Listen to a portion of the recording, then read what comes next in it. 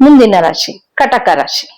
ಕಟಕ ರಾಶಿಯವ್ರಿಗೆ ಹೇಗಪ್ಪ ಇದೆ ಅಂತಂದ್ರೆ, ಅವ್ರಿಗ್ ಕೂಡ 12ನೇ ಮನೆಯಲ್ಲಿ ಗುರುಗ್ರಹ ಇತ್ತು ಇಷ್ಟು ದಿನ. ಗುರುಗ್ರಹ 12ನೇ ಮನೆಯಲ್ಲಿ ಇದ್ದಾಗ ಏನಪ್ಪ ಆಗಿತ್ತು ಅಂದ್ರೆ, ಕೆಲ್ಸದಲ್ಲಿ ಹಡಾಚಣೆ ಇತ್ತು. ಯಾಕೆಂದ್ರೆ 6ನೇ ಮನೆ ಅಧಿಪತಿನು 9ನೇ ಮನೆ ಅಧಿಪತಿನು 12ನೇ ಮನೆಗೆ ಬಂದಾಗ ಏನಪ್ಪಾ ಆಗಿರುತ್ತೆ ಅಂತಂದ್ರೆ, ನೀವು ತುಂಬಾ ನಿಮ್ಗೂ ಕೂಡ ನೋವುಗಳು ಕಾಣ್ತಾ ಇರುತ್ತೆ. ಕೆಲ್ಸದಲ್ಲಿ ತುಂಬಾ ಕಿರಿಕಿರಿ, ಒತ್ತಡ, ಎಲ್ಲದಕ್ಕೂ ಇವಾಗ ತೆರೆ ಎಳಿಯಂತ ಟೈಮ್ ಬಂದಿದೆ ಕಟಕ ರಾಶಿಯವರಿಗೆ.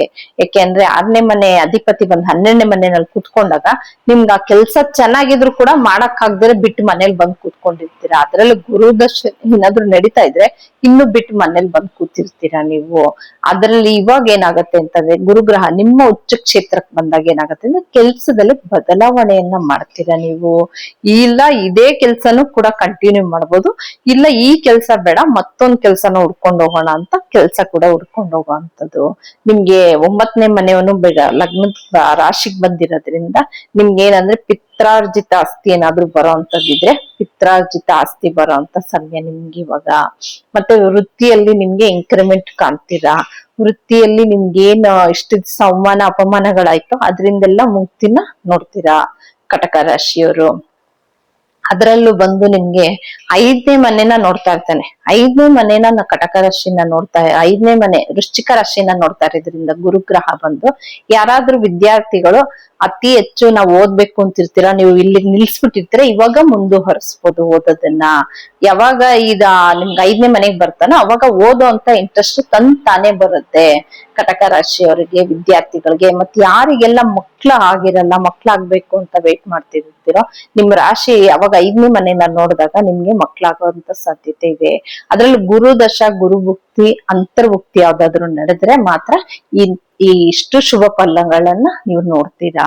ಯಾರಿಗೆ ಭುಕ್ತಿ ಅಂತರ್ಭುಕ್ತಿಯಲ್ಲಿ ಯಾವ್ದ್ರಲ್ಲೂ ಗುರು ಇಲ್ಲ ಅಂದ್ರೆ ಏನೋ ಒಂದು ಒಳ್ಳೇದಂತೂ ಆಗುತ್ತೆ, ಕೆಟ್ಟದಂತೂ ಆಗಲ್ಲ ತನ್ನ ಉಚ್ಚ ಕ್ಷೇತ್ರದಲ್ಲಿ ಕೂತ್ಕೊಂಡಾಗ ಗುರುಗ್ರಹ ಬಂದು.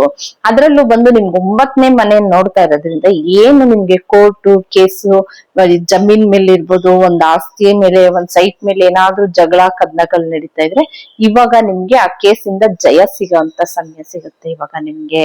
ಹೇಗಪ್ಪಾ ಅಂತಂದ್ರೆ, ಅದು 9ನೇ ಮನೆನ ನೋಡ್ತಾ ಇರೋದ್ರಿಂದ ಅಲ್ಲಿ ನಿಮ್ಗೆ ಕೋರ್ಟ್ ವ್ಯಾಜ್ಯಗಳಿಂದ ಆಚೆ ಬರ್ಬೋದು. ಗುರು ದಶನೇ ಭುಕ್ತಿನೇ ಏನಾದ್ರು ನಡೀತಾ ಇದ್ರೆ 100% ಅದರಿಂದ ಆಚೆ ಬರ್ತೀರಾ. ಅದ್ರಲ್ಲಿ ನಿಮ್ಗೆ ಭಿನ್ನಾಭಿಪ್ರಾಯ ಏನಾದ್ರು ಇತ್ತು ನಿಮ್ಮ ಗಂಡ ಹೆಂಡತಿರ್ ಮಧ್ಯೆ ಅಂದ್ರೆ ಅದು ಕೂಡ ಸರಿ ಆಗ್ತಾ ಬರುತ್ತೆ. ಯಾಕೆಂತಂದ್ರೆ ನಿಮ್ನ 7ನೇ ಮನೆನ ನೋಡ್ತಾ ಇರೋದ್ರಿಂದ ನಿಮ್ಗೆ ಅದು ಕೂಡ ಶುಭ ಸುದ್ದಿ ಅಂತಾನೆ ಕೇಳ್ಬೋದು. ಇನ್ ಯಾರಿಗೆಲ್ಲ ಮದ್ವೆ ಆಗಿಲ್ಲ ಕಟಕ ರಾಶಿಯವರಿಗೆ, ನಿಮ್ 7ನೇ ಮನೆನ ನೋಡ್ತಾ ಇರೋದ್ರಿಂದ ಇವಾಗ ನಿಮ್ ಮದ್ವೆ ಆಗುವಂತ ಯೋಗ ಕೂಡ ಕೂಡು ಬಂದಿದೆ ಅಂತಾನೆ ಹೇಳ್ಬೋದು. ನೀವ್ ಏನಪ್ಪ ಪರಿಹಾರ ಮಾಡ್ಕೊಬೇಕು ಅಂದ್ರೆ, ಆದಷ್ಟು ಗುರುಗ್ರಹನ ಆರಾಧನೆ ಮಾಡ್ತಾ ಬನ್ನಿ. ಒಂದು ಸಾಯಿಬಾಬಾ ದೇವಸ್ಥಾನ ಅಥವಾ ಒಂದ್ ದತ್ತಾತ್ರೇಯನ ದೇವಸ್ಥಾನ, ಒಂದ್ ದಕ್ಷಿಣಾಮೂರ್ತಿ, ಇಲ್ಲೆಲ್ಲಾದ್ರೂ ಹೋಗಿ ಒಂದ್ ಅರ್ಶನನ ತಗೊಂಡೋಗಿ ಅಭಿಷೇಕ ಕೊಡಿ. ಆದಷ್ಟು ಗುರುಗ್ರಹನ ಆರಾಧನೆ ಮಾಡ್ತಾ ಬನ್ನಿ. ಒಂದ್ ಹಳದಿ ಕಲರ್ ಬೆಡ್ಶೀಟ್ ಯೂಸ್ ಮಾಡೋ ಅಂತದ್ದು, ಒಂದ್ ಹಳದಿ ಕಲರ್ ಖರ್ಚಿಪ್ ಇಟ್ಕೊಳ್ಳೋ ಅಂತದ್ದು ಕೈಯಲ್ಲಿ ಪ್ರತಿನಿತ್ಯ, ಒಂದ್ ಪಾಕೆಟ್ ಅಲ್ಲಿ ಇಟ್ಕೊಂಡು ಹೋಗುವಂಥದ್ದು. ಅತಿ ಹೆಚ್ಚು ಹಳದಿನ ಯೂಸ್ ಮಾಡ್ತಾ ಬಂದ್ರೆ ನೀವು ಇದ್ರ ಫಲನ ನೀವು ಶೀಘ್ರವಾಗಿ ನೋಡ್ಬೋದು ಅಂತಾನೆ ಹೇಳ್ಬೋದು.